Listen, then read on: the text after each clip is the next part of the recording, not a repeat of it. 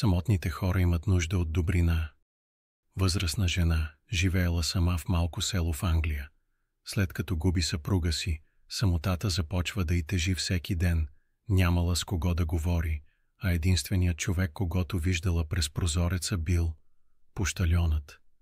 Един ден тя решава да напише писмо, в което пише: ако някой чете това, просто искам да кажа, че се чувствам самотна. Надявам се и вие да сте добре. Тази бележка променя всичко. На следващия ден пощальонът вижда писмото, взима го и го споделя в интернет.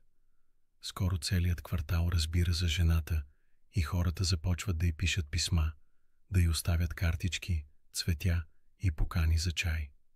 Деца от близкото училище й изпращат рисунки. Къщата била отрупана в букети. След време тя заявява: мислех, че съм ненужна, а се оказа, че просто трябваше да направя първата крачка. И така, една малка бележка, пусната в пощенска кутия, се превърна в мост към човешкото сърце. Понякога не е нужно да крещим, за да бъдем чути.